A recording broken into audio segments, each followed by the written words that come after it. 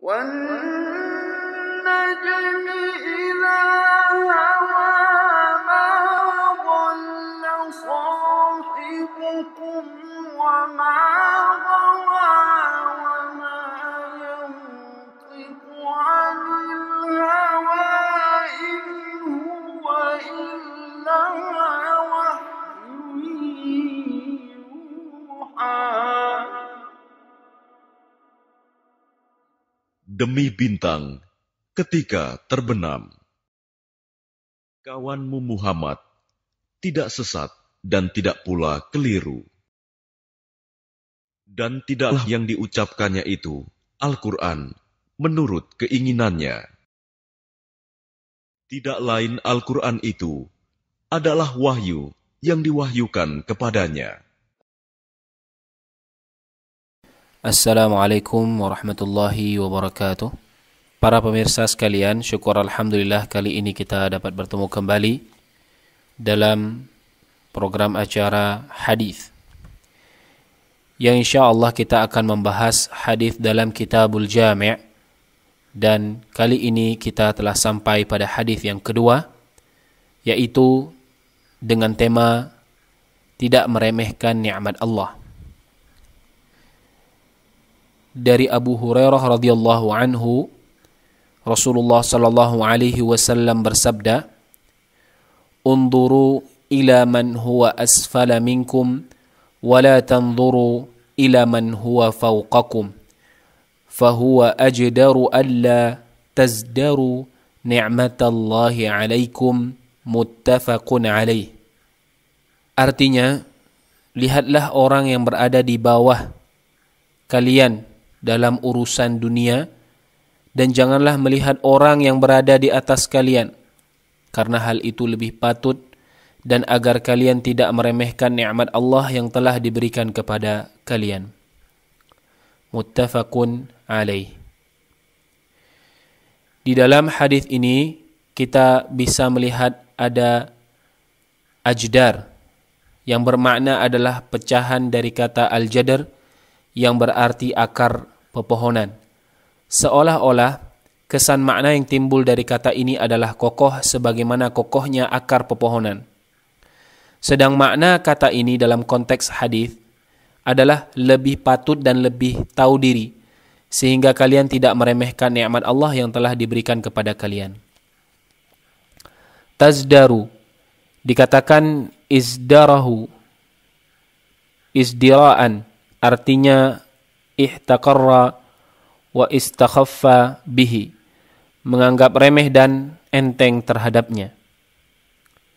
Kandungan hadis ini adalah yang pertama, ketenangan hati seseorang tidak akan diperoleh kecuali dengan membaguskan pandangannya dan qanaah terhadap apa-apa yang telah Allah bagikan kepada masing-masing hamba.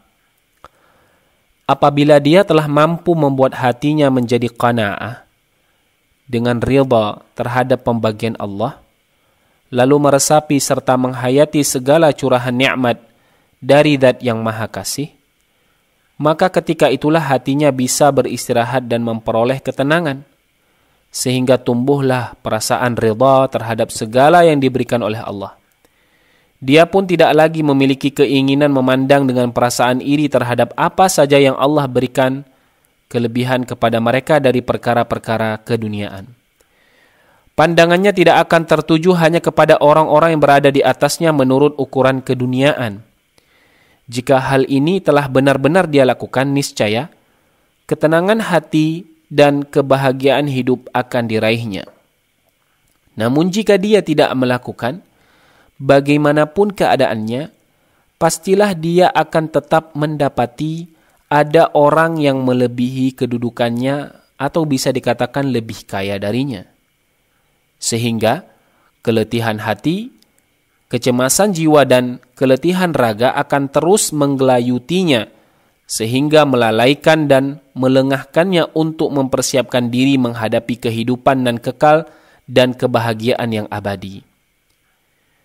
Kedua, Nabi Sallallahu Alaihi Wasallam telah memberi bimbingan kepada umatnya jalan menuju qanaah dan menunjuki mereka arah untuk meraih sikap ridha terhadap segala karunia Allah. Beliau memerintahkan agar melihat orang-orang yang berada di bawahnya dalam urusan dunia, melihat kepada yang lebih sedikit hartanya, karena bagaimanapun juga keadaannya, betapapun fakirnya seseorang tetap saja masih ada orang yang berada di bawah mereka. Dan begitulah seterusnya. Betapapun parahnya sakit yang diderita seseorang, tentu masih ada yang lebih parah darinya. Betapa sengsaranya kehidupan seseorang yang baru mendapat cobaan, masih banyak orang lain yang jauh lebih berat cobaan darinya. Karena itu, jika seorang hamba mau merenungkan dengan benar hakikat karunia Allah, maka dia akan tahu betapa besar karunia-Nya kepada dirinya. Tuntunan yang bijak ini akan menjadikan jiwa seseorang bisa beristirahat atau tidak tergesa-gesa. Jiwanya bahagia, keimanannya terhadap Rabb semakin bertambah, mau mensyukuri nikmat Allah, dan semakin bersabar dalam menghadapi ujian yang ditimpakan Allah untuk meraih ridha-Nya. Ketiga, terkait untuk urusan-urusan ketaatan dan mendekatkan diri kepada Allah, atau yang dinamakan dengan taqarrub, maka seseorang hendaknya melihat orang-orang yang berada di atasnya, merasa bahwa dirinya masih diliputi oleh banyak kekurangan dalam hal ibadah. Sikap ini akan melahirkan perasaan iri terhadap orang-orang yang lebih dari dirinya. Allah Ta'ala berfirman, "Bergegaslah kalian menuju ampunan Allah dan syurga yang luasnya meliputi langit dan bumi." Syurga yang diperuntukkan bagi orang-orang yang bertakwa. Surah Ali Imran ayat 133. Di surah Al-Mu'minun Allah Ta'ala berfirman, mereka itu berlomba-lomba meraih kebaikan dan merekalah yang pertama mengerjakannya. Di surah Al-Mutaffifin Allah Ta'ala berfirman di ayat 26 yang artinya, dan untuk meraih yang demikian itu hendaknya orang-orang saling berlomba. Dalam Sahih Muslim, hadis yang diriwayatkan dari Abu Hurairah, Rasulullah sallallahu alaihi wasallam bersabda, "Al-mu'minul qawi khairun wa ahabbu ila Allah minal mu'minid dha'if wa fi kullin khair. Ihris ala ma yanfa'uka wasta'in billahi wa la ta'jaz." Mukmin yang kuat itu lebih baik dan lebih dicintai oleh Allah daripada mukmin yang lemah. Namun dalam diri keduanya tetap ada sisi kebaikan. Berambisilah meraih apa yang bermanfaat untukmu, mintalah pertolongan kepada Allah dan janganlah engkau lemah atau cengeng. Dalam riwayat Imam Bukhari dan Muslim tercantum hadis yang diriwayatkan oleh Abu Hurairah radhiyallahu anhu bahwa Nabi sallallahu alaihi wasallam bersabda, "Huffatin naru bisyahawat wa huffatil jannatu bil makarih." Surga itu dikelilingi oleh perkara-perkara yang disukai syahwat, sementara neraka dikelilingi oleh perkara-perkara yang menyusahkan. Wallahu waliyut taufiq. Demikian syarah hadis kita kali ini. Pembahasan kita pada hadis yang kedua, yaitu tentang tidak meremehkan nikmat Allah Subhanahu wa taala. Semoga menjadi sedikit pengingat bagi diri kita. Aqulu qawli hadza wa astaghfirullah li wa lakum.